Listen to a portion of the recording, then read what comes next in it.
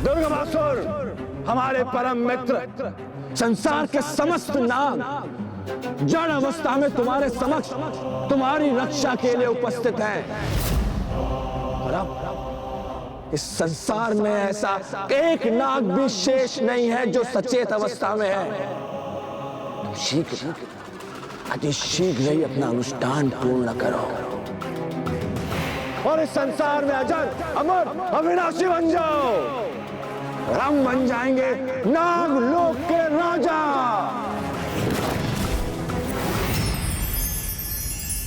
प्रथम पूज्य विघ्नहर्ता गणेश जी, आपने मेरे पुत्र रूप में प्रकट होने का वरदान दिया था मुझे। अब उसे पूर्ण करने का समय आ गया है प्रभु, मेरी सहायता करें। नागों की रक्षा के लिए एकमात्र पुत्र गणेश ही कर सकता है, क्योंकि मूलाधार चक्र के स्वामी तुम हो। इसीलिए नागों की रक्षा का दायित्व तुम्हारा है पुत्र गणेश। इसीलिए नागों की रक्षा का दायित्व तुम्हारा है पुत्र गणेश।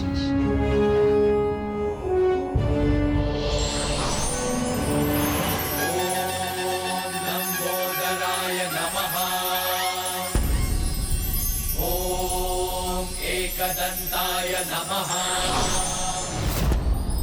ओम बुद्धिदाताय नमः। ओम सिद्धिदाताय नमः।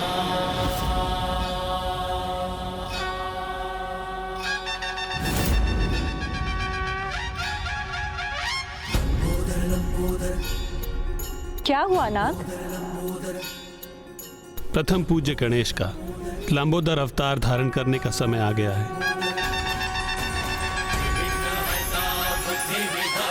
जय जय गजानन हे सिद्धिदाता लंबोदर लंबोदर। बुद्धि और विद्या के तुम ही हो दाता, है ज्ञान भंडार तुम में समाता। प्रेम से जाप प्रभु का है गाता, मोह माया से है सदा पार पाता। विघ्नहर्ता बुद्धि विधाता, जय जय गजानन हे सिद्धिदाता लंबोदर लंबोदर।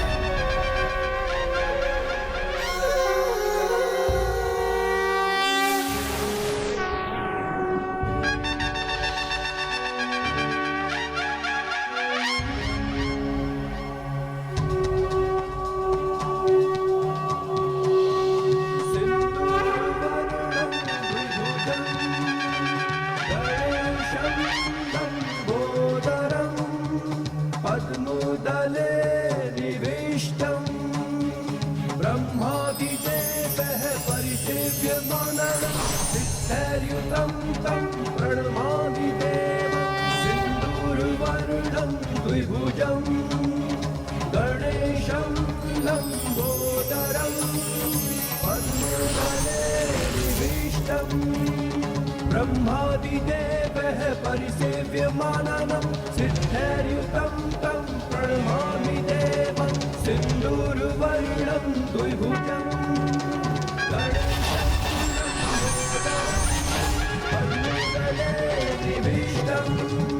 ब्रह्मादिदेवः परिसेव्यमाननं सिद्धैर्युतं तं प्रणमामि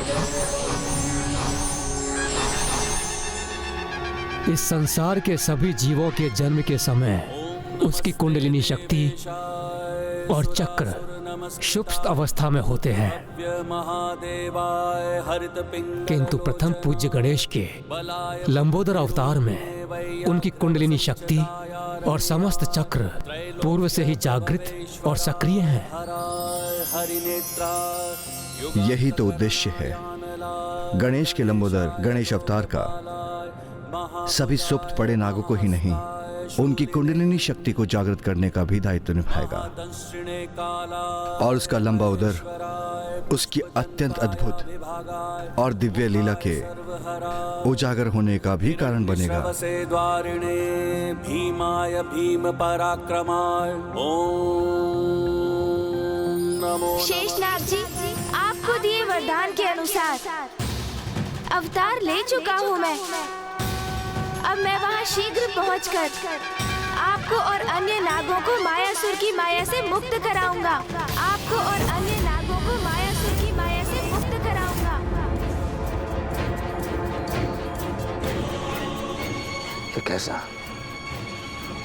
कैसा अनिष्टकारी आभास हुआ हमें, जैसा किसी ने हमारे विनाश की घोषणा की हो।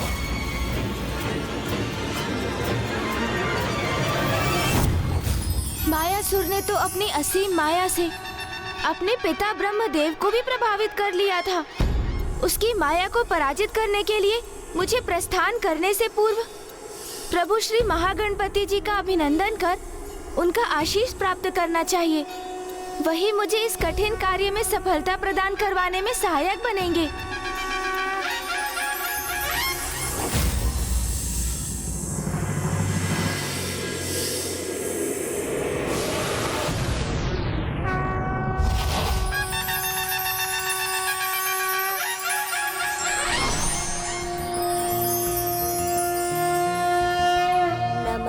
ब्रह्मरूपाय विष्णुरूपाय ते नमः। नमस्ते रुद्ररूपाय करिरूपाय ते नमः। विश्वरूप स्वरूपाय नमस्ते ब्रह्मचारिणे। भक्तप्रियाय देवाय नमस्तुभ्यं विनायक। महागणपति जी, ये आपकी कैसी अद्भुत लीला है। इसके पीछे क्या संकेत छिपा है मेरे लिए? ये उस परम सत्य का सूचक है पुत्र गणेश, जिसे संसार के अधिकांश जीव देखने और समझने में असमर्थ रहते हैं।